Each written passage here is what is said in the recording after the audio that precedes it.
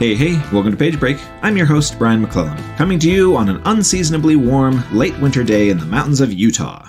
My guest this week is author, comic writer, screenwriter, and blogger Chuck Wendig. Chuck's early career began as a freelance RPG writer for over a decade, before he broke into the novel scene with Blackbirds, Blue Blazes, Shotgun Gravy, and the Heartland Trilogy.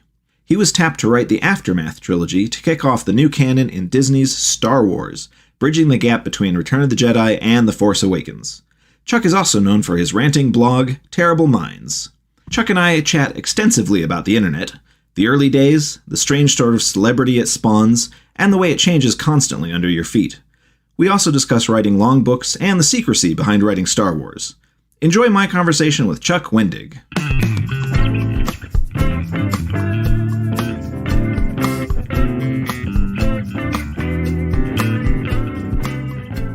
And my notes just say Apple's ? That's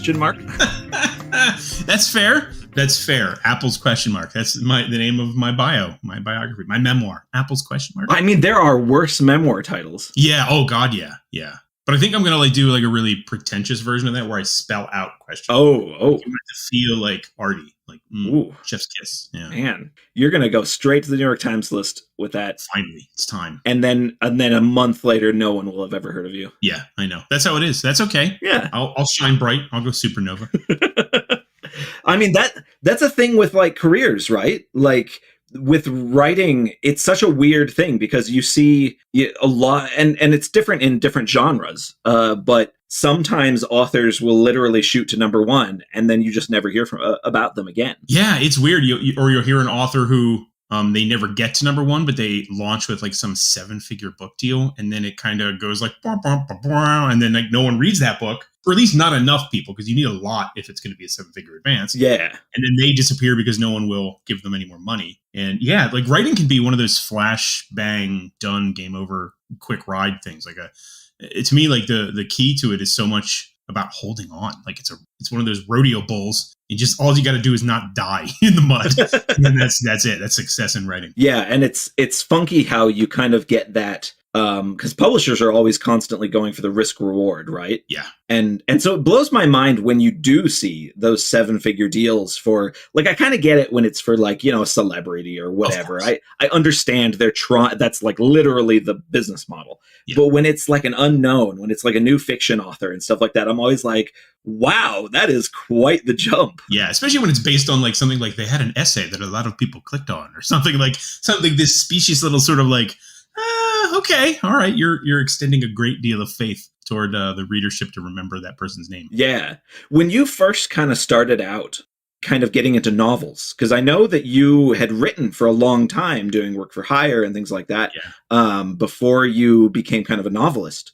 Was your online presence, which was already, I think, if I remember right, reasonably significant for the time, did you feel like that helped you? It's hard to know what counts as reasonably significant for the time. I had a presence, but I don't know. I mean, and every once in a while, something I would do in the writing space would go semi-viral. I mean, by numbers these days, it was nothing, but that was the proto-internet for you.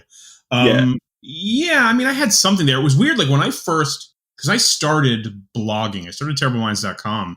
It's now old enough to drink. That's how old my website is. So it was a static HTML page. There was nothing to it except me coding in, random rants about me being angry at myself about writing or whatever it was. Trying to be funny and snarky, but it was really just for me. And I assumed I was talking to me and maybe my roommate who designed the website. That's kind of what I assumed. And then a friend of mine at the time, I was, like you said, I did work for hire. So I did a lot of game design work and game fiction writing for 10 years. And so a friend of mine, Will Hindmarch, was why don't you do WordPress? Why don't you get a real big boy website instead of this weird HTML thing you have? And I was oh, that sounds smart. So, okay. So he helped me install it. And then it was I turned on, I blogged, and then it had metrics, which I had never had before. And it was turning on the light in your room and finding out you're not alone. It was which just sounds awesome, but it's terrifying. And I'm oh, people have been reading me the whole time. Oh no.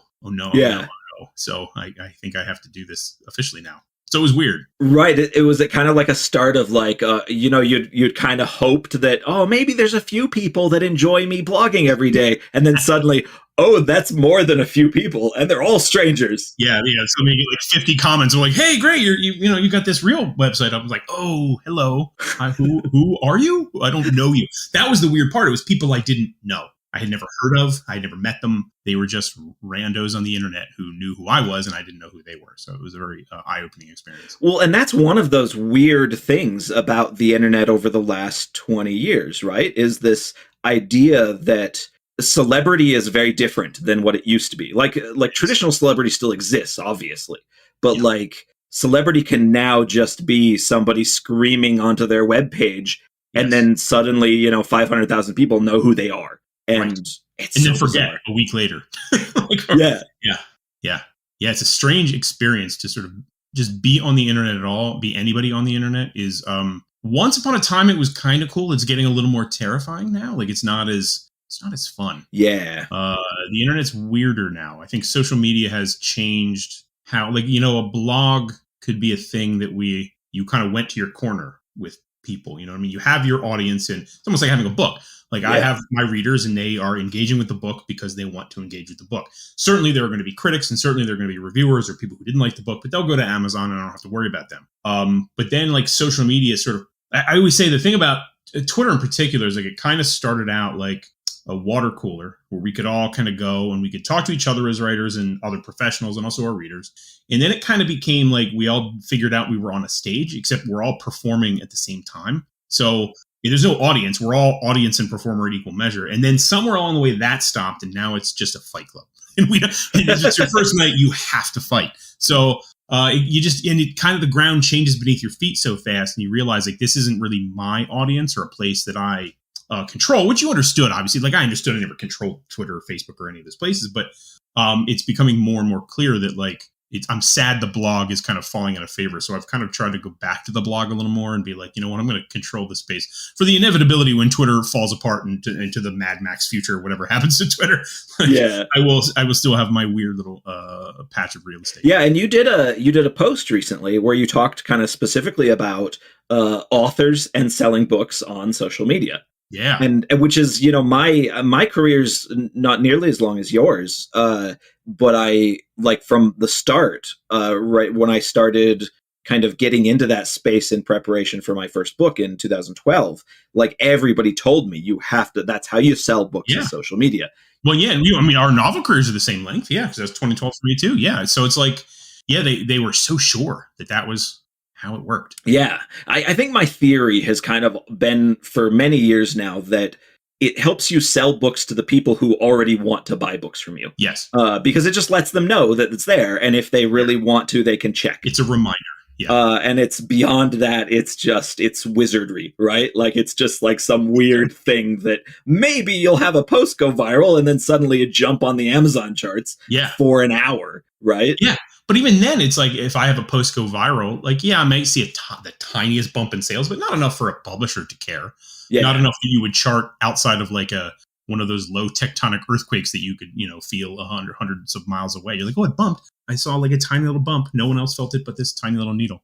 So it's weird. Yeah. Yeah. And I think that's kind of those thinking about those charts and thinking about kind of the way social media affects them and stuff like early on in my career, I think I only had the one book out. I only had Promise of Blood out, and there was like a sale that I tweeted about. It was like an Amazon sale. I tweeted about it and I get lots of engagement, and it was like a genuine bump. It like sold 3,000 or 4,000 copies in a day. Yeah. It was an amazing thing. And the last few years, like Amazon is so noisy now, and there's sales all the time that when I get like a really well engaged sale, it's a couple hundred copies. Exactly right. The only way it goes beyond that is if the publisher is engaged in it in some way, or it's a special Amazon specific sale where they're putting it on blast, or it's a book bub thing. It's got to have like a reach beyond just the author sort of crowing about, buy my book for $3, please. Oh my God. Or I'll die. Right. I have to feed my children. You don't have any children. I could. You don't know. I might someday. I want to be able to feed them. Exactly. My imaginary children.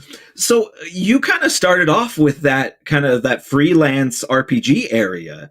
Yeah. Like, I'm really curious about kind of the genesis and then the development of your career, because because when I knew you from the beginning of my career and starting to engage in Twitter and stuff, you were the guy with a big blog and who was very sweary and who liked to rant a lot about things. Yeah. And so it's weird to like kind of look at your backstory almost and be like, oh, he had a career for many years before becoming into this public space in a more in an authorial way, you know? Yeah, it was a weird, like it's why you can't, like, why, whenever I give writing advice or whenever I talk to people about writing, they always kind of have the question of like, well, how do I do what you do? And I was like, well, you don't.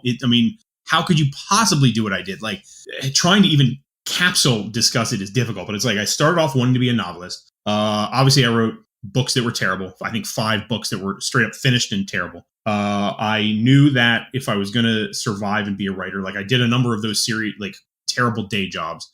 So I then applied to the White Wolf for the one of the freelance gigs, and I wrote a sort of really pretentious essay because I knew they were kind of a pretentious company. So I'm like, let's thread this needle and let's get a little smug. And they hired me. So along the way, I was doing that, and then I was still trying to write novels and still failing at doing novels. So I, of course, did what every novelist does. I apparently won a screenwriting contest. So it's exactly what I'm talking about. Like, you know, how do you tell people like, well, what you need to do is then feel bad about your own novel writing and try to do screenwriting for a time and win a screenwriting contest. Yeah. And so in winning the screenwriting contest, I got a mentorship with a guy named Steven Susko, who is a screenwriter in Hollywood, did the Grudge films and a few other things. And I wanted him to help me adapt Blackbirds, a book I'd been trying to write for 5 years and failing miserably at it. I'm like, his whole specialty was adapting pre-existing material to the screen. So I was like, I want you to help me adapt this to a screenplay, which will mean it has an ending, because I was never able to write an ending for it. And then I will just rewrite it as a novel. How about that? How about we do that? And he was like, yeah, sure. So, you know, you're going to have to learn to outline first. And I was like, no. We don't do that, funny Hollywood man. I'm from Authorland. We just listen to trees and speak to horses. That's how we write our books. And he's like, how's that going for you? I was like, oh, right. Not well. So from there, I did, in fact, turn Blackbirds into a screenplay and then back into a novel. But then I got a screenwriting partner, and we had a pilot with TBS that didn't take off, thank God, because it was terrible. Sorry, TNT. And, we had our script take us to the Sundance Screenwriters Lab. And then the following year, we had a short film at Sundance. We had like a weird digital narrative that was an sort of a choose your own adventure unfolding sort of thing that got an Emmy nomination. So it's like this janky pinball career that I'm just like, I mostly just flailed wildly until I landed on something that I could stick with, which is currently novel writing. So it's very hard to tell people how to recreate your path when the path is mostly just like, I fell down a bunch of steps and I hit every step on the way down, and it was a bunch of writing stuff. Yeah. Well, what's interesting about that whole kind of journey is that you say you were flailing wildly, right? But like you were trying to become an author, but you were also supporting yourself by writing at the same time, which I think I think that does happen, but I think a lot of people who are writing their novel, trying to break in, they've got a traditional day job. They're kind of doing their thing. And I think I'm actually kind of fascinated by this idea of writing while you're trying to break into a different type of writing, because that seems like so much creative energy that you would have to pour into it. It is. And it also didn't really work that well. Because what would happen, what eventually happened was, when the time came that I needed to disentangle from the sort of the quote unquote day job of freelancing, and I knew I wanted to commit to this book Blackbirds, and really like do a start to finish rewrite after I had done the screenwriting kind of side thing. I knew I was going to have a financially bad year. And thankfully, it's really entirely a privileged thing that I had a wife who had a good job, and she had health insurance. At the time, there was no ACA. So it wasn't like we could just get something without it costing, thousands of dollars a month. So I was like, all right, we're going to, I sort of like, do you have faith that I can do this? I mean, she's like, well, you've been writing for a long time. It's not like you're just like, hey, honey, I want to write a novel like everybody. It was like, I had a little cred going for me, but it was a leap. And that 1 year sort of disentangling from, hey, I've got to leave my freelance work, all of it behind, no more contracts, and then move into really concentrating on a novel. It was like the worst possible financial year of my life. And it was really hard. The following year, I came back because it paid dirt. I got it and ended up getting a contract and more contracts, and then I sort of started that train of chugging along. But it was a hard, jumping out of one airplane and trying to hope another airplane catches you. So it's a little scary. Yeah. And there's something in that to kind of, it's an investment in yourself that you don't know is going to pay off. Right. Yeah, because publishing is not exactly like, no one tells you like, oh, you want to hit it big, kid, go into publishing. Like, that's not how you do it. And, like my first advance was not exactly a barnstormer of an advance. So you're like, ooh, I don't know if I can live on this. That, like, and you're like kind of doing the math in your head, like almost like I would do with freelancing. Like, if I can write this many books in a year and sell even half of them, like that could be a living wage for me, and I would not die in the void. Right.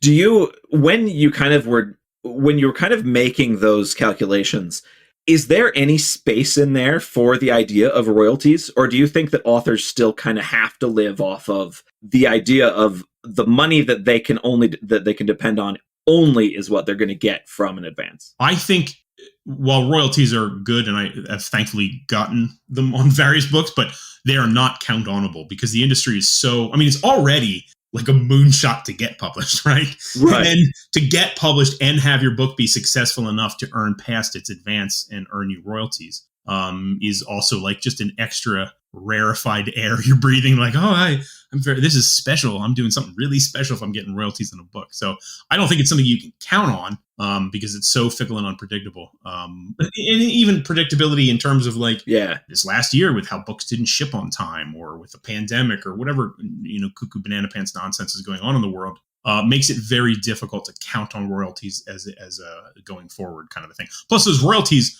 are like not amazing a lot of the times. Like, sometimes you're like, I got royalties, but you're like, it's $100 randomly dropping to you twice a year or something like that. It's like, yay, I guess. Yeah. I like tacos. Hey, right. You can afford to go to Chipotle now. This is amazing. Yeah. I am up here. Everything's fantastic. Things are perfect. I have no rent money, but yeah, it's all right. Yeah, I'll figure it out eventually. It's fine. I've got Chipotle. How has your family kind of felt about your career over the last couple of decades? Good. My kid is now old enough to have, like, I started writing or publishing novels and he was born. So it was like right out of the gate, I was like, well, I better make this work, because it turns out there's him, and he seems like he's very hungry. And it turns out Child Protective Services does not like when you don't feed your kid. So I had to do that. So, he's obviously, up until recently, was not even really aware of it. Like, he knew I had written Star Wars, but like was in loved Star Wars, but kind of didn't care that I had anything to do with it. It was just like, yeah. Like, can you talk to me about Boba Fett more? Like, it was not a thing that was interesting to him. It was only recently when I had a middle grade book out that he actually finally read something of mine and was like, oh, you could actually you actually do this. I was like, yeah, no, I can really, this is a real thing. I'm sorry. I'm here to tell you, this is what's been paying for all of the things you currently have. So, but my wife has found it good and weird. She's a stay-at-home mom once he was born, and was able to sort of disentangle from the day job. So that's been good. But it's like a weird job, because it's, we don't get up in the morning and be like, see you later, honey. I got to go to my, 9 to 5. And it's like I have erratic hours, and having the writing shed helped kind of define time. Like, so I would leave in the morning and come back at a certain time, and not completely drown in the emails and editing and stuff. Because when I was doing it from inside the house, I would be there all the time, just working all the time, and that was not sustainable. Do you still have the writing shed? I do. I have a second one because we moved, so I had a new one built, and I'm in it currently. Oh, very nice. Yeah, it's good. I've been struggling lately with, especially after 2 years of pandemic, with that separation of kind of work life, home life, and it's something that I think I've always struggled with it, but I haven't. It's not something I had the vocabulary or kind of the self-awareness to really deal with. Yes. And the last 3 months, I've been just popping out of the house around noonish for 3, 4, 5 hours, and just going and sitting in my car and writing on my tablet in a parking lot. And honestly, it's been so nice. And I'm thinking, okay, do I do like a writing shed, like what Chuck has done? Do I start renting an office somewhere? Like, once it hits summer and it's 100 degrees in the high desert, I'm not going to want to be sitting in the car. No, you will be an ant under a magnifying glass at that point. Yeah. So, but it's a fascinating thing, kind of that distance that you have to try to figure out between your home life and your work life, when you work from home, and you're kind of always working because the work is 90% in your head. Yes. And because it's creative, I know writers who hate it, but generally speaking, like, I think we enjoy what we do, or at least become obsessed with what we do. So it's like really hard. You just kind of in it all the time, even if you're in the house or whatever. Like, that's why I'm like, thank God for walks and showers and stuff. I'm like, sometimes my wife will like come poke her head in, like I'm showering. She'll try to talk to me. I'm like, huh? Like I was 300 miles into a story somewhere. I'm like, I'm just turning characters over and over in my head like a rock. And something like I have to, apologize. I'm like, listen, I am out of my mind right now. I'm in a fantasy land and I'm so sorry. I've had to tell my wife on many occasions, look, if you're not making eye contact with me in the same room, chances are I did not hear what you just said. We said the same thing. Same exact thing. Like, I'm so sorry, but it's gone. Whatever it was is now gone. Yeah. I don't have it. My brain is a fantasy land just all the time. And sometimes it's work, and sometimes it's video games or whatever it is that's amusing me at the time. But I am always in my own little playground in the brain. Yes, and it's really hard to explain that to people who don't have that. Yeah, it's weird. I have a lot of friends who have regular jobs and regular careers, and once they get home in the evening, they're done, and they don't think about their jobs over the weekends. And it's so hard to do that when you're an author. Yeah, we don't have that. We don't escape. We do not escape. So pandemic. How are you doing with the pandemic? Because it's been real pandemic-y. It's terrible, Yeah. Like I've got I have a degenerative illness, and my wife has severe mental illness, and so but the two of us have basically been 99% self-isolated for 2 years. Yeah. And it's awful. Like I'm so sorry. Yeah. Like that was part of the reason I started this podcast is like, holy shit, I need to talk to people occasionally. Yes, over the summer we had like this brief window where we started hanging out with relatives again, and we're like, oh, we're vaccinating, everything's fine. I remember that sweet time. Oh, it was so nice. And I think we were talking, and the last time we saw anybody in our home was November. And we're like, oh gosh, we're back to that again. Yep. Oh. Yeah, it feels like old, like nostalgia for 2020 in the worst way, like the nastiest kind of nostalgia. I remember this. Right. This time it's different because it feels like so many people don't care. Oh, and it's like I remember in 2020, everyone's like, we're gonna sing at night for the healthcare workers and flatten the curve, everybody. Now everyone's like, just press the accelerator. Let's just drive through this pandemic as quickly as possible. And you're like, that can't work. Yeah, and that felt like kind of with the with Omicron hitting, it was like everybody's like, oh, it's so contagious. Well, screw it. I guess I'm getting it. Yeah, it's fine. It's mild. Let's just all have it. Yeah. And I'm like, I'm a fat person with rheumatoid arthritis. I don't want to risk this. Yeah, this is bad. I don't want that. That sounds bad. This is gonna be a poor ending for me if I'm too cavalier about it. Yeah. Did it affect your writing at all with the pandemic, or was it? So, I mean, I know writers have some very different experiences in terms of what they can do and accomplish. I think for a long time I told myself that it wasn't. Yeah. But it. Man, I signed a contract for a new book in. Gosh, I don't remember when I actually signed the contract. I think early in 2020. Yeah. And then 2020, I had to write the dang thing. As it turns out. It's the worst thing about the contracts, by the way, when you haven't written the book yet. You're like, oh, damn it. Right. And then I probably spent about 16 months writing and rewriting the book that should have taken me a single draft to get something decent.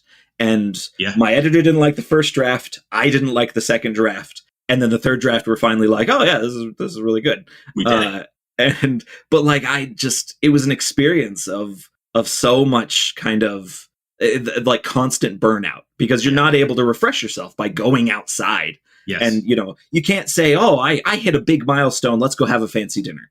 You can't say, oh, there's a new convention. That'll be a great break. I'll write notes over the weekend and talk to lots of friends. Yeah. Yeah. Especially like when you talk to other writers and you get kind of refreshed on that creative energy that they have. Yeah. They're a wellspring of energy that you can, like a vampire, feed off of, I guess. But so it's like, you don't have that anymore. It's just, talking to the wall. So I can see how this podcast is definitely firing on those cylinders. Yeah. How about you? How did you guys feel like you have weathered things decently so far? I mean, in terms of the like normal part of the pandemic, I think we've done okay. I'm fortunate enough, obviously, to be the person who works, and I work in the house, so not much. And I'm relatively introverted anyway, so like I'm an extroverted introvert. Like I feel like song and dancey, but I want to hide in a cave most times. So it's been okay for that. When it started, I had no writing juice. It was just like, I always say it's like trying to like, you just like broke your leg and you want to run, but you can't even walk. Like you can't even accomplish getting out of bed without pain. And it just felt like that. Anytime I go, like I would just stare, and I never had really this before where I would just like look at a blank page and be like, nope, that's just, I got nothing. It's just, I see snow in the wind. I can't put anything here. So, you know, I was fortunate enough at that point that I had 2 books I had to edit. And editing kind of worked on a different brain level. Like I was allowed to just sort of sit and pick at books for a while and be like, I'm just going to mess with these chapters and these paragraphs and these characters without really contributing new words to anything. And that felt okay. But it took a while. It was almost not quite a year before I really started to write something new. And then I actually wrote the Wanderer sequel during pandemic, which is weird because I wrote a post-pandemic book in the midst of a pandemic. So that was kind of like a cognitive dissonance kind of going from that. But yeah, I mean, it was just took a long time to build back steam. And it was odd to feel so injured from it because it's like I wasn't personally we weren't sick. And I mean, I knew people who were and maybe who didn't do well with it, but it was like, just felt like you're like, I wasn't even, I don't even want to call it depression. I mean, it may have been at some level, but it was just this weird, like out of syncness with things. Like I just like felt like gears were slipping and I couldn't get anything together. Yeah. It's that weird experience of like a global mass trauma, but without the defining element of like, you know, like the Twin Towers coming down on 9/11. Like there's no defining element of COVID. It's just an ongoing rolling trauma of waking up every morning and saying, oh, the numbers are down or the numbers are up or, oh, there's a new thing going on, new variation of the of the illness. Like the Megatron variant is out now, everybody. We're good. Right. Like it's such a bizarre thing because it's not even like a war. It's almost like a war but it's all emotional and it's all like it's distant until suddenly it hits you. Yes. Yeah. It's like a miasma. Like you're breathing it in all the time, but you're not really, you're just constantly aware of the trauma, the sort of area of affected trauma that's going on. And it's weird too, to sort of see how people react to it and to have that be an additional layer to, you know, how you feel about the pandemic, watching people be like, it's not real. I'm drinking my own pee. It's fine. You're like, whoa, what the, that's not good. From a fictional perspective, I'm interested in this, but living through it, kind of not cool. Right. It's like, that's a character you want to write, not have as a neighbor, right? Yeah. Or a relative. Or a relative. That's how it always is. It's always the relatives. Right. Going to come to Thanksgiving. Oh man. And it's it feels like it does feel never ending. You know, because you get, like we were talking about, like you get like that's over the summer last year, you're kind of like, oh man, we're getting vaccinated. We're now vaccinated. We feel fine. We can start doing social things again. And then it changes and it's not, you're not allowed anymore. No, and you didn't realize how important that respite was. Like you didn't know you should accelerate swiftly to joy. Like you're like, all right, the numbers starting to look good. We'll start to kind of come out of our houses. We'll start to do some things. You're like, I wish I would have just like, let's go on a vacation. Let's get on a plane. Let's go somewhere right now. This is what we're getting. Yeah. This is it. Yeah, and I had not gotten to the point where I was like comfortable flying. I was very much like, I was like, okay, I'm comfortable if there's like a family emergency, I would fly somewhere, but I'm not going to do anything that's, you know, like just for fun. And I kind of wish I had, right? Like exactly. I missed my chance. That's why I'm like telling my wife, like, we need to eyeball the numbers. And if they dip low enough, we need to get a whole bunch of things done on the house. We are going on a vacation. I might get like some dogs. I don't know what we're going to do. We're going to go hog wild. We've been planning a new master bathroom for like 3 years now. And it's like, oh, well, the moment we could have maybe felt comfortable having workers in the house every day for 3 weeks, like we missed that. And we wouldn't have been able to schedule it anyways, because we would have scheduled it when we were comfortable. And then 4 months later, when it happened, we wouldn't have been comfortable anymore. Yeah, exactly. You're like throwing a baseball from a satellite, you know, and trying to hope it hits someone. You're like, I've got this, honey. It's fine. You just can't predict where we're going to land next. So we have that too. We have like a whole bunch of things that we need to do in the house, and all these projects are lining up behind each other. I'm pretty sure just in like 5 years, we'll just be living in a pile of rubble. Be like, too bad we couldn't get any work done. Right. Yeah, that's what it feels like, man. Hello, Page Break listeners. Brian here to let you know that my next epic fantasy, In the Shadow of Lightning, is now up for pre-order from Tor Books. Class Immortals is a whole new universe that introduces you to assassinations, intrigue, industrial magic, harrowing battles, heartbreaking disasters, and more for new readers and old. The book is out in the US on June 21st and can be pre-ordered from Amazon, Audible, Barnes & Noble, or get a signed copy straight from my website. Remember, pre-orders matter massively to a new book, so make sure you get that done. Thank you all so much for the support. Now enjoy the rest of the podcast.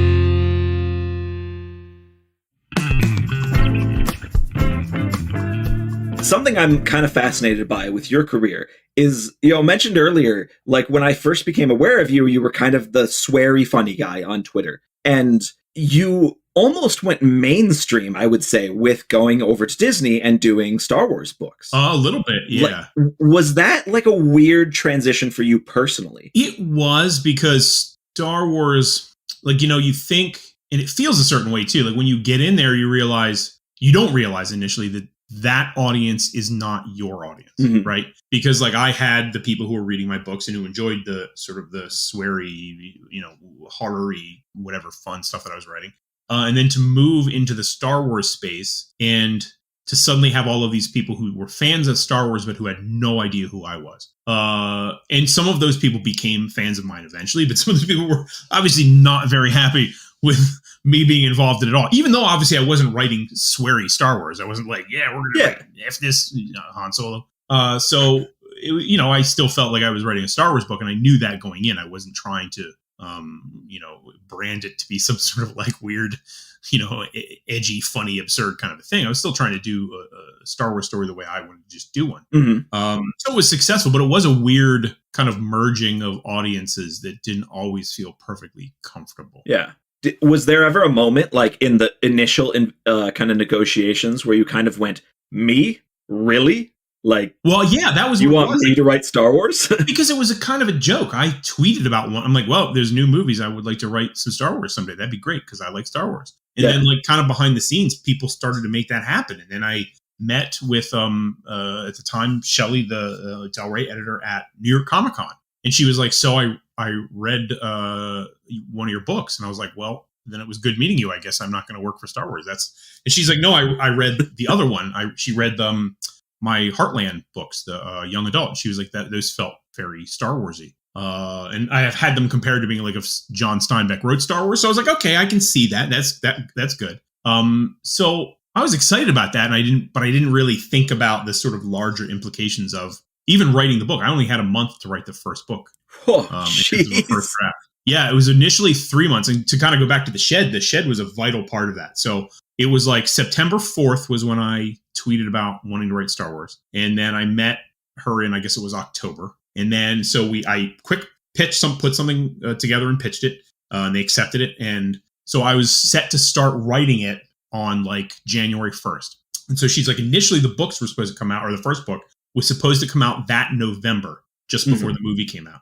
But she's like, now we're doing this big Force Friday push, and it's going to come out in September. Ironically, on September 4th, literally a year after I tweeted about it.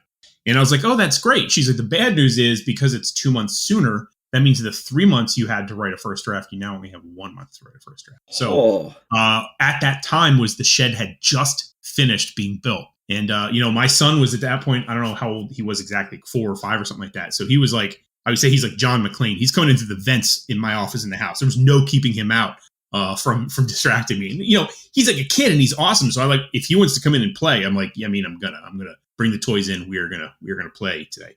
So having that shed just be that little bit of distance, that was the first thing I did in the writing shed, was sit and write a Star Wars novel in a month. Man, and I can't imagine the kind of pressure, especially like did you find out early on in the process that you were basically slated to be one of the new books in kind of the new canon and everything? Yeah, I knew it was going to be the first bridging book between Return of the Jedi, like following up right on Return of the Jedi and dealing I didn't have a trilogy deal at first. I just had the one book, and they were like, "We'll see how that goes." Yeah. And then, but I knew it was that whatever books would come, ideally for me, would bridge the gap to the Battle of Jakku.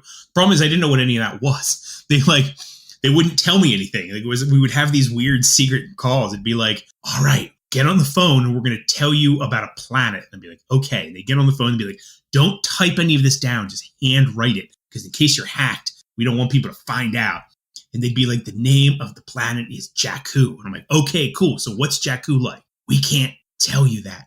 I'd be like, "Okay." They're like, "But you need to put it in the book somewhere." And I'm like, "But I don't know anything about it. You just want me to include it." Like somehow. And then like they would give me a character name here, but tell me nothing about it. Like they wouldn't tell me if it was what species or if it was human or. So it was like pulling teeth to try to get information out of them. It was a fascinating experience. I bet it's like it's got to be like the author equivalent of working for the government temporarily, right? Yeah, so much redacted, but there's also no like story Bible. Like I had, having worked in games and stuff, like I'm pretty used to being like, we put together this deck and it's, 400 pages of images and text telling you about our universe. And you're like, well, surely Star Wars has that. Yeah. And Star Wars did not have that. There was nothing. There was just a go. Right. Or did they not have it, or did they not want to show it to you? They didn't have it. They put those movies in that situation together so fast. Ooh. They didn't have it. There was nothing. It was just like we were all making it up as we went.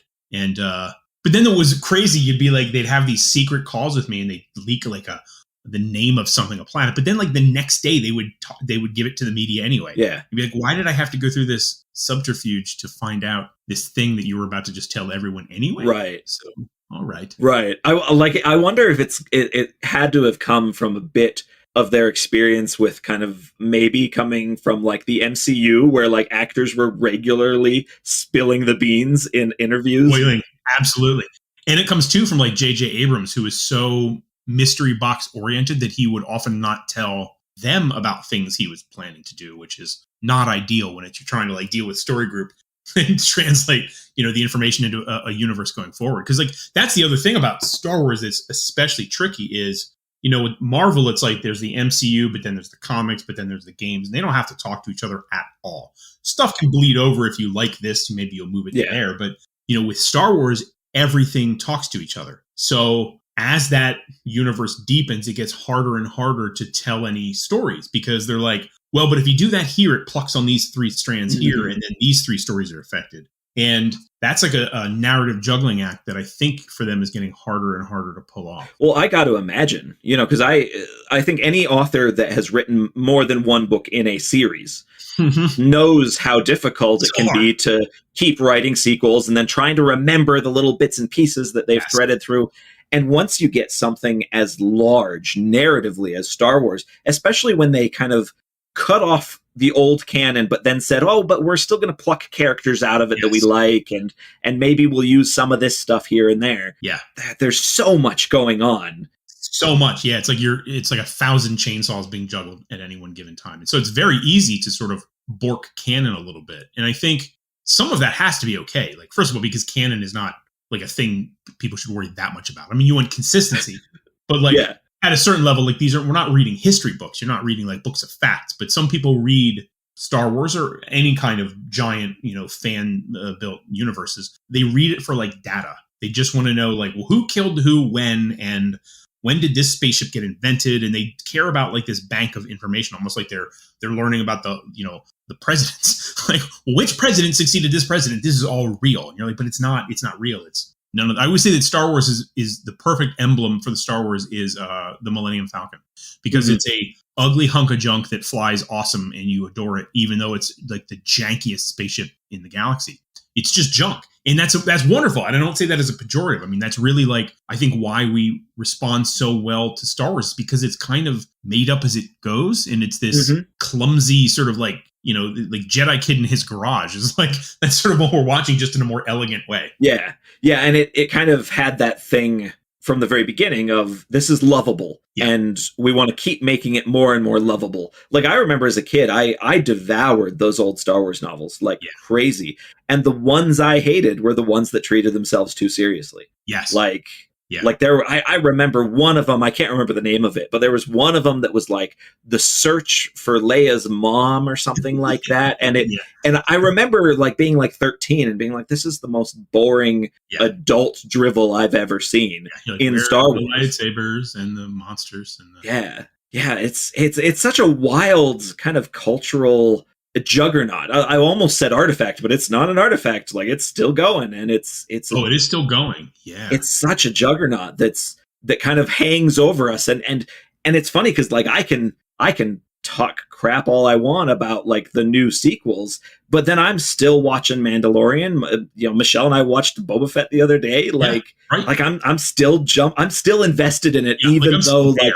Yeah, I have so many, like, there's like lots of that like young Brian fanboy is angry about some dumb thing. He's ranting in your head about something, right? But still invested, still watching, still enjoying it. Yeah, I'm with you. Yeah, it's such a bizarre thing, and such a like it's taken over our lives. Like even authors like me who don't write in Star Wars still think about it all the time. Yeah, would you write in Star Wars? I mean, it's a weird question. It is a weird question. Like, I feel like if they came and offered me a novella, I feel like I would be proud enough to do something like that. Yeah. That I would tell my agent, screw it, I'm carving out the time. Yeah, like. But if it was like a whole novel, I'd probably say my personal career is good enough that, unless they're offering me lots of money, which I understand doesn't really happen anymore. No. then I probably would have to turn it down. But a short story or a novella, probably I'd jump on that. I think that's usually what I tell people who ask me, because it's like it's both a big commitment in time, because it's more time than you're used to in writing a book, because now you have to do the pitching and sort of negotiate, who gets to edit this thing, because it's not just like your editor. It's like, then there's a story group, but then there's also Disney. Everybody sort of takes a look at it. It's almost like making a movie. There is a committee process behind this, but then it's also like you don't really own any of it, and their contract is brutal. So it's like, when you see something on screen that came out of a comic book or a book, like, nobody's getting anything for that. They're not even getting a thank you. So you're not like, it's cool, but also like sort of demoralizing in a way to have like, to not even get like a wink and a nod, like, hey, good job, buddy. It's just like, yeah, this is ours now. Thanks for making this toy. We're going to go play with it over here and forget you ever existed. So you're like, oh, that's sad. Well, and it is kind of that's the nature of the beast with intellectual property writing. Exactly. Right. Yep. And it's, it's trying to hopefully getting a tiny slice of that fame to help your own personal career. Right. But yeah, you can't expect much. I imagine you can expect, maybe I'll get a couple of cool trips out of it. I'll get invited to New York Comic Con. I'll get to mainline and, a panel or two. But other than that, I can't imagine a ton comes from it. No. And if you don't really love it, like you don't really love that story world, I don't know that tie-in fiction is going to do much for anybody. Yeah. Yeah. Yeah. It's kind of it is kind of a crazy part of what we do, because there's a lot of authors like you that do both. Yeah. There's authors like me that just work in my own world. And then there's occasionally you'll come across an author who only does intellectual property rights. Yep. And they do it very well. Oh yeah. They're masters of the form. They know how to kind of make it read like it needs to, like there's a certain kind of cadence to certain tie-in fiction, and it's sort of, it's an almost masterful formula. Yeah. Like, and it's not formulaic in how they produce the story, but I mean, they all feel the same in a purposeful way. It sounds like I'm being derogatory. It's really not. To actually be able to sort of like create this thing, like it's like a meal. When you're like a chef making a meal, they have to make that meal the same every time. That's very hard. I mean, it's very hard for even us to sort of like go from book to book and sort of find what people liked about the last one and find how to replicate it in the next one. So people who do tie-ins exclusively know how to do that at a really artful, masterful level. Yeah. I always kind of think about, you touched on this a little bit, but I always kind of think about where would my ego be working on something like that? Because my ego wants me to be in charge narratively of what's going on. Yeah. And I feel like I'd probably struggle with that. I think I could probably do novella, short story. I could probably divorce myself enough from it to just say, oh, this is a fun side project I'm working on. But if I had to take 6 months out of my life and work exclusively on a single book and then have no kind of ownership of it, emotionally even, then I'm not sure if I could divorce myself from that. It got harder because like initially even though obviously I don't control like the financial part of Star Wars, but like Aftermath was because they had such a short time frame, and they were like, they were really going right out of the airlock into oxygen. It was like I had no time and they had no time, so there was no room for everyone to sort of negotiate the sort of narrative back and forth, or kind of them to sort of enforce ownership. It was just like let's build this thing as we go, like a parachute on the way down. So that was pretty great because it gave me a lot of freedom, and it was fun. And I didn't, like you asked about pressure earlier. I had no pressure on the first book because it was so fast. I didn't even know what it meant. Yeah, I was just like, my job here is to write this book as best as I can in 4 weeks, and so there was no. I didn't even have time to think about pressure. But as the sort of books went on, and as I kind of got into the comics, then in that universe tightened up more and more voices kind of came in to sort of, you would literally have people like arguing in the comment section of your edits, but like coming to no conclusion. Like there'd just be various people arguing about Star Wars, which is cool from a geek standpoint to see like the people who make Star Wars argue about Star Wars in your liner notes. But it became very difficult to sort of navigate and negotiate what you're even supposed to do with that as a writer. So you did sort of start to feel like, I imagine how some screenwriters feel like, well, I turned this blueprint in and now it's like someone else is going to do something with it. Yeah. Well, and I imagine with those kind of situations that often these companies are so big and sometimes very disorganized to the point where I can imagine you looking at those notes and thinking, okay, which of these people actually has seniority? Which is in charge? Like, which am I supposed to listen to? Yes. Yeah. Who do I listen to? Oh, it's absolutely that. I'd have to ask that question. I'm like, who? And actually at a certain point, I was mostly like, I'll just pick the one I like. Yeah. Like the voice that sounds good to what I want to write. I'll try to just do that. And it seemed fine, but it was very confusing. It's why I really much prefer writing my own material outside of the royalties and like I control film and TV rights and I control all the ancillary stuff about it. And I control a lot more of the publishing experience. Even though obviously still with traditional publishing, you give up some things. I have a lot more invested in myself and in the work than Star Wars can give me. Right. Well, tell me a little bit about the series you're working on right now. I have no specific series. Wanderers was initially going to be a standalone book. And I always said it was a standalone book unless people read it and liked it and I had a story for it. And there was, to be frank, if there was money there, like if there was a reason to make a sequel, because I think, so much of my career was bundled up in selling a series here and there. And that's just such a demoralizing place to be. Cause like that first book comes out, maybe it does okay, but then they don't devote as much marketing attention to the second book, which means the second book isn't going to do as well as the first book because you still need that. You can't coast on everything you got off the first book. You have to keep reminding people. And from a publisher perspective, like it's their job to kind of goose that and make sure that the audience is aware and present for that second book. So if they don't do that, then suddenly the second book doesn't sell as well. And then, Barnes & Noble is cutting their order for the third book. So by the time you're like even writing the third book, like you already see the arc. It's already like things are deflating, but you're still having to keep up like the pretense that this is going to work. And you're like, I'm going to write this third book that no one's going to read. And you just kind of feel like it doesn't seem like a smart business model to just commit to, what it might ostensibly be 3 years of your life to commit this series that you don't know how it's going to do. It's one thing if they're going to release them all in short order and you have them written or something like that, but that sort of like long tail on it is a little harder to justify. So with Wanderers, I was like, I'm going to do one book and it's going to be a big book and it's going to be a complete story. And if for some reason it sells really well or I have an idea, is there something there? And if the publisher wants it, like that's the other kind of the third axis. It's not just my control. Obviously, they have to give the thumbs up and green light for it. So it did sell well. It did really well in its first couple weeks alone. And I was very happy with that. And then on the way out to my book tour for Wanderers, I was like, I literally like first flight out. I was like, I have an idea for the sequel. It like came to me in one massive run, just sitting there on the plane. And so I was like, okay, we'll see if this is a thing. If this book continues to sell and the publisher is interested in the sequel, I will do that. So, and that's sort of where that happened. I don't envision it as an ongoing series. So Wayward is the sequel, and then it'll come out in August. Okay. So just one more at the moment, at least. Yeah, one more at the moment. Yeah. See, that weirdly, that sounds more stressful to me. Oh, does it? Because as an epic fantasy writer, I am expected to produce series. Yeah.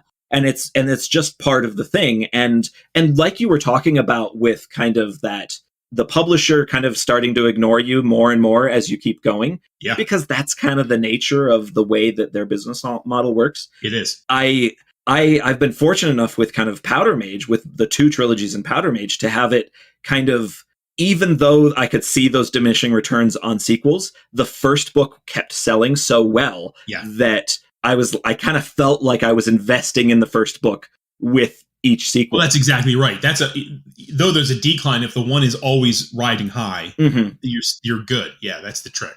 It's when that first one kind of starts to die back, you start to feel like, oh no, I don't know what happens now. Right. Like, oh crap, what am I moving on to something? That's going to take, a couple of years to kind of, get that churning, the new machine of that new universe churning. But the nice thing is when you do like a book that's outside of a series or anything like that, the publisher treats it like it's a new book. Like you have to invest in it. Like, oh, we can't just rely. We got to like actually put effort into putting it out in the world again. I'm like, yeah, you do. Publishers, I see you. Please do that. I need to feed my kid. I know. I can't just tweet about it. We've already talked about this. Yeah, no, I find that really fascinating that you had written a whole book and then decided to do another one, just because everything I've worked on so far in my career has been kind of these self-contained trilogies where the trilogy is almost a book in of itself. Yeah. A massive book, a 500,000 word book. Yeah. And, it's act 1, act 2, act 3.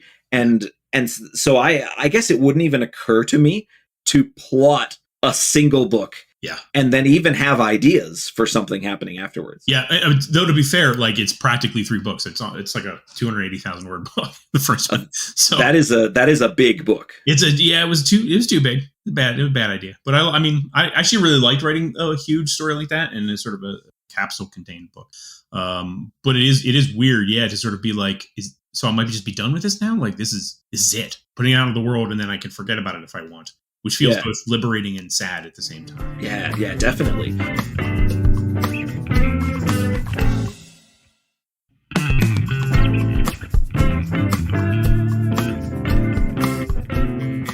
Now, do you have if you were kind of put against a corner, what is your favorite writing place? And by that, I mean, do you like short form, long form, comics? Like, what is the thing that is the most fulfilling to you? Definitely not short. I can't.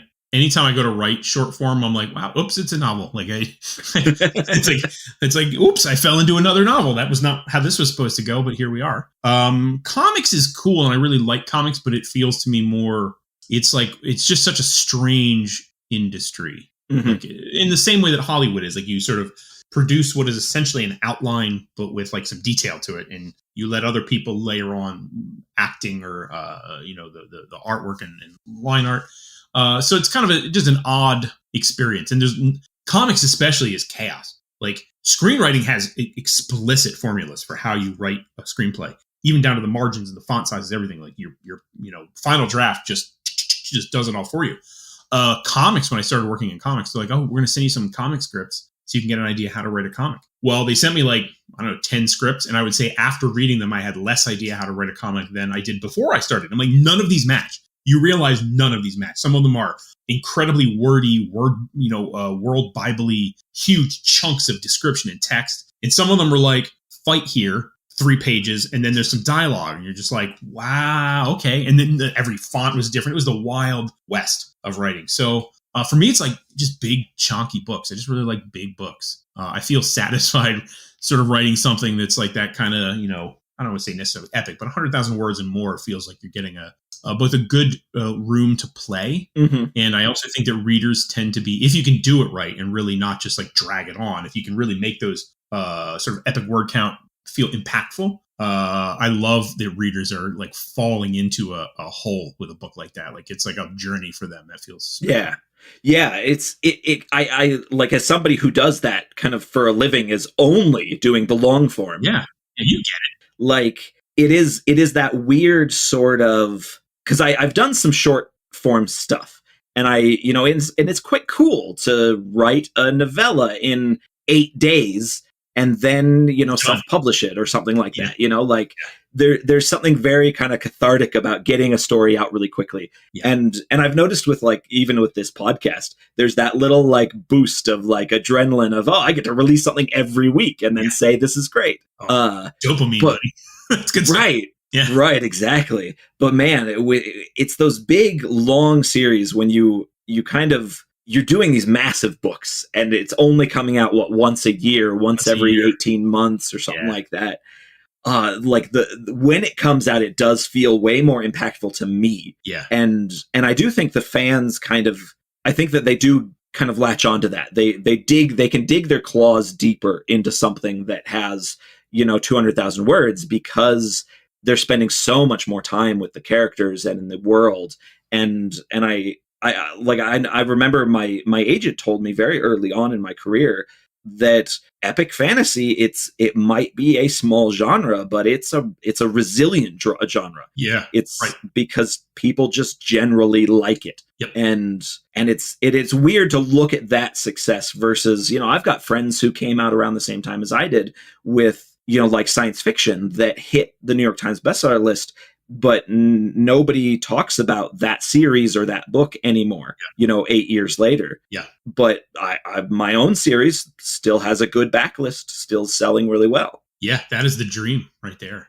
The cool thing is, too, like a big chunky book has the feeling to me of like a good season of television. Oh, yeah, that's good. It's not just like an episode. It's not just like a little mini series. It feels like a complete, like the rise and fall that you get from a good season of television. A really good book is that. That's a good analogy. I like that. Oh man. Yeah. It's well-rounded. And it's funny because I feel like when you do a longer book, you can get away with a lot more. You can get away with meandering a bit. You can get away with, you can get away with your characters doing absolutely weird things because you can stop and explain it. Yes. As long as you know why you're doing it and you can get it in that book, you're good. Yeah. Yeah. You just have more time. Yeah. Comic writing. I've talked to a few people who have done comic writing, and to me, it feels so tiny and so like it is. They get tinier. Like it used to be 22, 24 pages. Now it's down to like 20. Oh man. Like, what do I do in 20 pages? You're like, right. There's a fight scene. And you're like, well, there's 3 pages. You're like, oh no. Like you want to kind of go like to like Chris Claremont X-Men. You're like, what if I just write prose? And then you can draw around it. Like it'll be people, huge chunks of dialogue, and you can kind of squeeze in some drawings.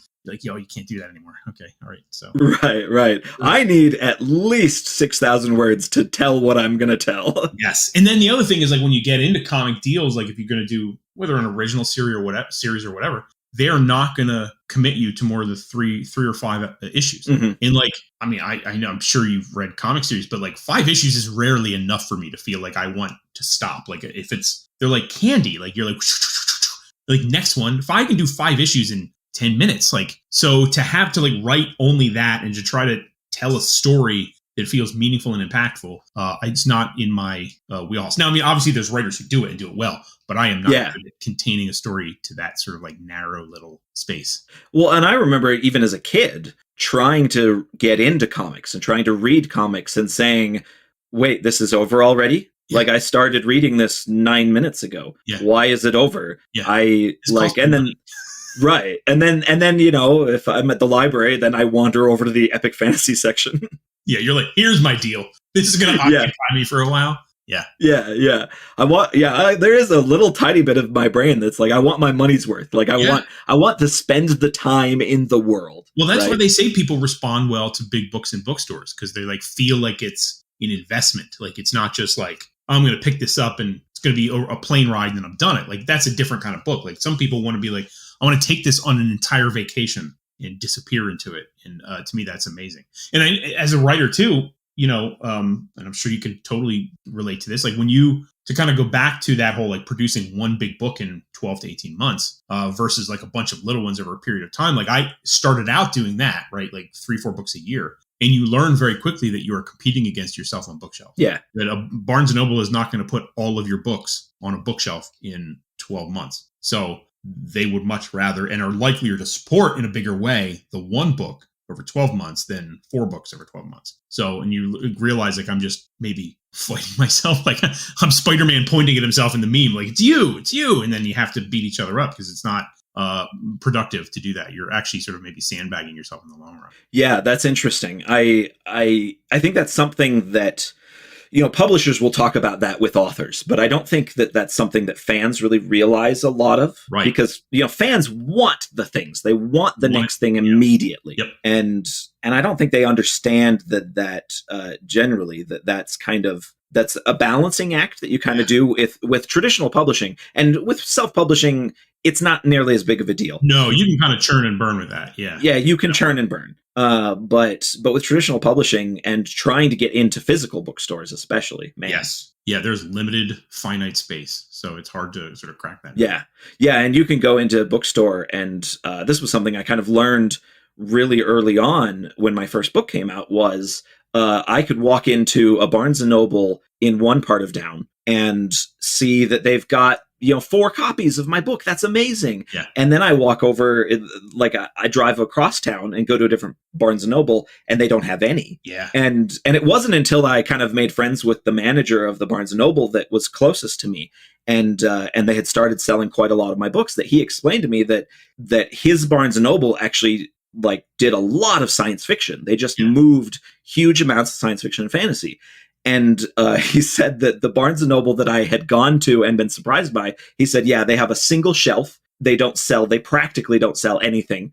Don't bother trying to get a signing over there. Yeah. It's just, that's not their audience. It's weird when you realize that especially with Barnes & Noble, that different ones are very different in terms of who is manager and who's regional manager, and who that whole trickle down of the audience. Which, I mean, I think it's good that they learn to speak to a certain audience, but also sometimes I think they cut off certain audiences by not offering stuff. Though I know Barnes & Noble is doing some shifts and some changes now too. Yeah. Well, and that's one of the things that I think I tend to get very sympathetic when, because it's really easy to read a news article about, Barnes & Noble stopped carrying this, or whatever. I try to be really sympathetic with how complicated it is to run a massive business that is trying to sell to a million different types of people. Yes, especially in an industry that is weird. Books are weird. It's not even down to the fact that books, the whole remaindering process, we order a number and then we send them back. And certainly as an author, that's weird. And I can't imagine what that's like to be the actual bookstore having to deal with that on that side of things. Yeah. Yeah. It's such a bizarre industry as a whole. It is. It's so weird. But then every time I get involved in any kind of film or TV, I'm like, oh, publishing's so nice. It's wonderful. It's like a warm hug. Why did I love you, publishing. Love you so much. When I first sold the TV option for Promise of Blood, I had a couple of meetings with the showrunner, and I kept thinking, okay, everyone has warned me that this is an awful experience. And I finally basically said that to him. I'm like, look, you're being super nice, and you're taking so much advice from me. What is going on? He's like, oh, I'm Canadian. And it's like, yeah, I'm Canadian, and I don't really work in Hollywood. I work in a totally different ecosystem that is way nicer and way more casual. And I'm like, oh, this is amazing. Yeah. Even if this doesn't get made, at least I'll have had a nice experience. You guys should make more TV. Right. The thing I always say to people who they want to ask about the experiences of, because a lot of people don't view books as real until you have a film or a TV deal, which is terrible because they're like, no, they don't actually make our books into movies. They just option them for a period of time. Get excited, but it's not actually happening. So I always tell people with publishing, any deal you have, any sort of, you're putting the book out there, it is always a no before it's a yes. So you go through all of the no hoops, and that gatekeeper thing is real, but it's a good thing because at least to some degree, because you kind of know when the gate is shut. You're like, well, the gate is closed, I can't get to the next gate. But in Hollywood, everything is yes before it's no. You go out there and they want to be in the you business. They love this. This is great. And it's just you're just walking through open gate after open gate until that last one smacks shut and breaks your nose. And you're just like, oh, I had my hopes up so much. Oh, no. Oh, God. Yeah. Yeah. I had a friend not that long ago kind of just jokingly say, hey, you should have with Promise of Blood and Powder Mage what The Expanse ended up getting. And I just couldn't stop laughing at that. I'm like, do you realize the alignment of stars God, yeah, that gave us The Expanse? Yeah, and kept giving us The Expanse. Like it is almost a holy experience. We should build gods out of those two men for being able to accomplish that in that amount of time. It's amazing. Amazing that it happened. Well, and I can't even imagine the number of decision makers that had to end up saying yes. Yes. Even after they said no. Yeah. Like, it just, the series of events is so improbable. So improbable. I mean, there's so many massive, best-selling, super successful authors who have never had anything on film or TV. Because it's like a really, I mean, you're already taking, like, it's like I said, it's like with royalties, like you're already entering into a difficult experience with trying to get published. But then to like that, just like it's a cattle chute, man. Like you're getting into a narrow possible needle hole for thread to actually be able to get something onto a screen somewhere is such a epic thing. Yeah, it's funny because like I'll hear somebody say like, oh, I can't believe that Game of Thrones fell apart in its last 2 seasons, and my response is I can absolutely believe it. Yeah, like I'm shocked that they made it that far with. Yeah, I'm exactly right. I'm amazed. We got what we got. Right.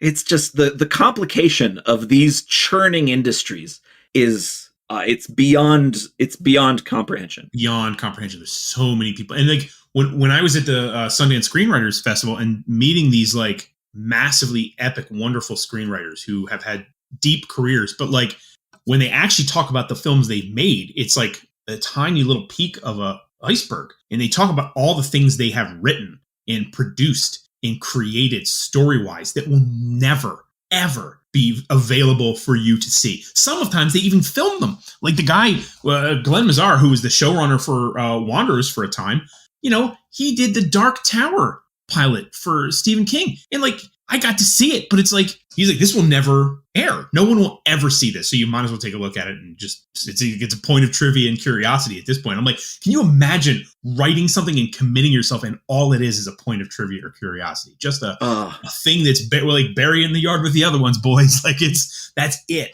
Heartbreaking. It is. It's heartbreaking and nuts. And some people have made millions of dollars. They do. Yeah, they do really well with that. Off of careers that never have been seen publicly. Yeah. Yeah. It's like a shadow career. And that is a bizarre thing to me. It is. I can't imagine writing like, oh yeah, I have these 20 books that I wrote that I got paid for, that we developed, that there's a cover and a blurb, and it couldn't get it to shelves. Like it's just not on shelves. So good luck. I my very first foreign language sale was French for Promise of Blood for the trilogy. Nice. And they and it was a really good sale. It was something like $20,000 for 3 books. It was a really solid foreign sale. And then the first book came out. I think it sold 160 copies. Absolutely bombed. Yeah. And they came back to me and said, yeah, of course we're not going to publish the rest of these. Yeah. And my agent went back to them and said, well, yeah, but you're going to pay the rest of the money. Yeah. And so I ended up getting like $20,000 for 160 books that sold. Yeah. And I got to imagine that's how their careers feel all the time. All the time. Yeah. It's so weird. It's like yelling into a void. Just like, hello, please answer me. And no one answers. And then eventually, and then someday they'll get some massive award-winning thing. And then maybe nothing else will sell ever again. And that'll be it. That'll be it. Yeah, it's so weird. Yeah. It's so weird. I can't imagine. It just makes me feel so cozy in publishing. I was like, I feel so fortunate to be just writing humble little books. Like it's not a big deal, but everything gets there. It's okay. Like I feel safe here. Yeah. It's so safe. So really quickly, tell me a little bit about your Authorial Resolution. This year. Yeah. So every year I do something where I try to say, here's kind of a thing I'm going to reach for in terms of a resolution for my writing for the year. And I know there's people who get salty about like, but you don't have to do a resolution in January. I'm like, well, but I'm doing it, so too bad. And this year's was just sort of about finding the joy in the process and finding something to really just love about it. And I think with the pandemic especially, you kind of fall into a place where you're like, you do the thing because you think it's going to be the publishing thing or like the publishable thing or the trendy thing, or you're trying to hit a certain window. But the pandemic, I think, has been awful, but good to remind people that like we are in a really tenuous state, both as people and just as an industry. Publishing is very confusing right now. I don't know that publishing knows what it's doing. They're doing well financially. Books are selling. But having spoken to people inside the industry, there's a whole lot of like, we kind of can't peg what's coming. And like a lot of media outlets have lost their book staff in terms of reporting on books. And so it's like kind of hard to find room to even talk about books anymore outside of social media. So I think publishing is reeling, and I think writers are reeling too, just talking about how we, entered the pandemic and couldn't find a foothold to write anything down. So to me, it was like kind of to go back to basics. Like we all entered into this thing because we love some part of it, whether you love a character, or you create characters or certain turns of phrase or prose or, so there's something we dig about it. I think it's really important to hold on to that, like driftwood in the ocean there. Just like, I need to stay afloat. So I'm trying to figure out what I love about this thing.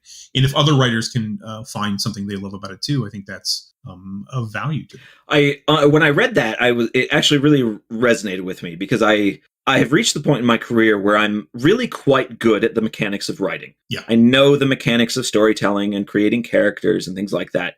But it has created a secondary struggle for me where I find myself being so good at knowing how to put things together that I stop finding the fun in putting things together. Oh, I can see that. Which translates to the page. Yeah. And suddenly I have a lot of drama that doesn't have enjoyable payoffs anymore. Yeah. And that was the first 2 drafts of the book that I have coming out this summer was just, this is really good mechanically, and it just, there's no place to pause and laugh about something. There's no place to really dig your teeth into a moment of cool, that kind of thing.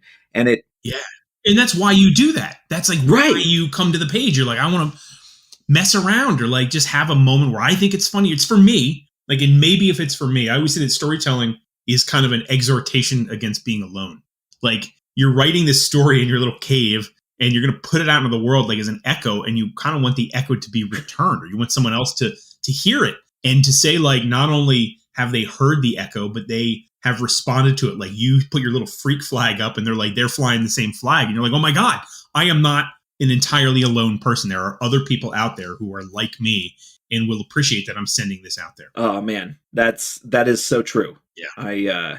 I think it's a struggle when you are balancing this is the thing that makes money. Yeah. I need to do it well as a professional, right, versus that sort of childlike feeling of wonder that you really have when you first get into writing. Yes. And the chaos of like not knowing what you're doing. Like when I wrote Wanderers, I abandoned a process I had for so many books. I had always outlined. I had to outline books. Like it was back to that screenwriter when he told me to outline. Like I took that to heart, and I learned that I was a pantser by heart, but a plotter by necessity. I needed to have a story figured out before I really started to write it. And Wanderers, arguably my plottiest, most like epic mechanical book. Like there's a lot going on, and it all needs to plug together. I didn't outline a word of it. I wrote a couple chapters in advance, and then I just sort of ran into it. I just like I fled into the wild of the book, and I did the same with Book of Accidents. And it became, because I had broken my process a little bit and sort of learned that in the best way possible, I don't know how to write books. Like I know the mechanical side, I know how to move the stuff together, and I understand the flow of narrative. But like kind of breaking apart my expectations for what I can and should do in a story helped me find that sort of weird, chaotic abandon that was necessary to finish it. I probably about 6 months ago, I kind of tweeted the first, I think 6 or 7 chapters. I was rereading Promise of Blood, and I tweeted about the things I would have done differently now. Yeah. And there was a point at which I realized that I would have done so many things more competently that I would have lost the sense of kind of... I would have lost the enthusiasm that Promise of Blood really got its, like, that's where it got its readership from. Yeah, right. Was this enthusiasm of entering this new fantasy world. Yes. And I would have absolutely butchered it and it probably would have bombed. It's weird, isn't it, to sort of be writers at this, like 10 years deep into a career, and to kind of renegotiate with yourself how you do this thing again. And finding, and that's kind of what that resolution was about, was in some ways sort of renegotiating back to the purest, simplest thing you can do, which is finding that which you kind of love about it. Yeah. And so I thought that was very cool, which is why I asked you about it. It was, it hit a chord with me. Good. All right. That's the goal. Again, an exhortation against not being alone. If one person finds it useful, that's amazing. So I like to finish these podcasts up by asking every guest, what's the last thing you ate that blew your mind? Oh God, the last thing I ate that blew my mind. I don't deep fry in my house very often. In fact, I'm actually mildly scared of deep frying things, because it's like, it's just one of the, first, it's a messy kind of experience, but you're also like, I'm going to blow myself up. I'm just that person. I'm definitely going to catch fire. So, but I have a Le Creuset pot, and I have the splatter guard. So I'm like, all right, I'm going to do it. I want to make chicken sandwiches, because I'm not going out into the world getting good chicken sandwiches. And I want to do a great like Korean glaze on it. So I found a recipe. Joshua Weissman does a good recipe for, largely it's just potato starch and flour. So there's no batter. It's just dipping the chicken thighs in that. And then I deep fried it and put it in this like kind of gochujang-y sort of spicy sauce. And it was, they were the best chicken sandwiches I have ever had. And I made them. I was like, damn, my family would like, I knew my family was loving it, because they weren't talking at all. They were just like, like, yes, I have fed people and myself. So that blew my mind. And I had like just, all I put on it was just pickles and iceberg lettuce. And it was like on a potato, like a Martin's potato roll. That sounds amazing. So good. I love a good chicken sandwich so much. It is one of my favorite things. Yeah.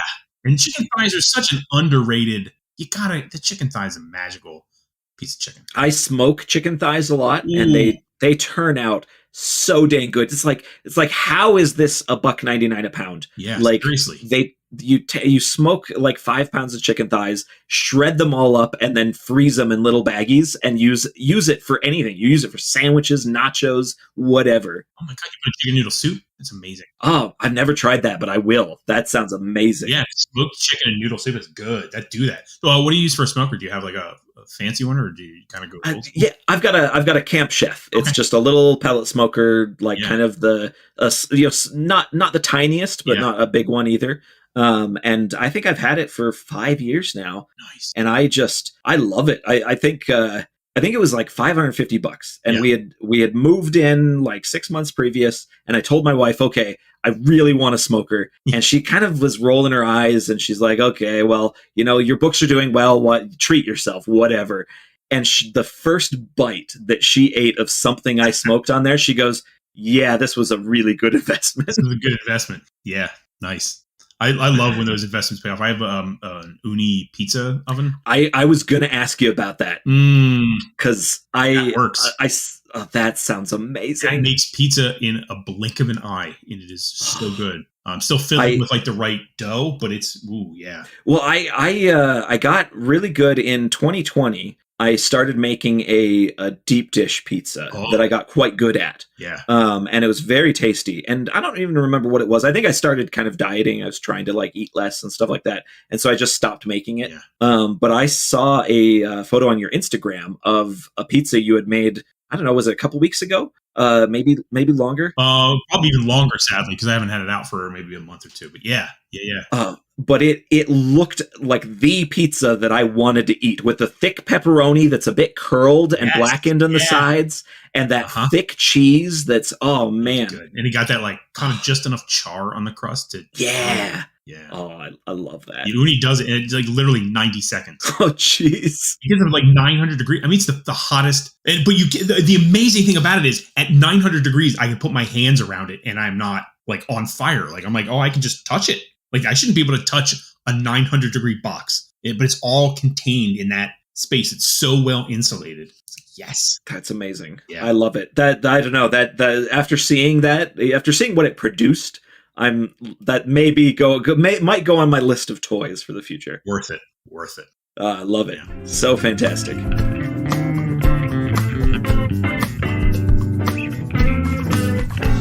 That was author Chuck Wendig. Thanks again to Chuck for taking the time to chat. You can find links to his website and social media down in the show notes. You can find me, as always, at brianmcclellan.com. Special thanks to James Sutter for music and Tom Bishop for production. If you'd like to support the podcast, head on over to patreon.com/pagebreak or buy my books in ebook, paperback, or audio. Don't forget that my next epic fantasy, In the Shadow of Lightning, is now up for pre-order. You can also get signed copies of my books direct from my website or swag from my Redbubble store. Don't forget to like, subscribe, and leave a review. Huge thanks to Kyle Anderson, Patrick Hunt, Elijah, Glenn with an extra N, and Jennifer and Angela Johnson for their backing on Patreon.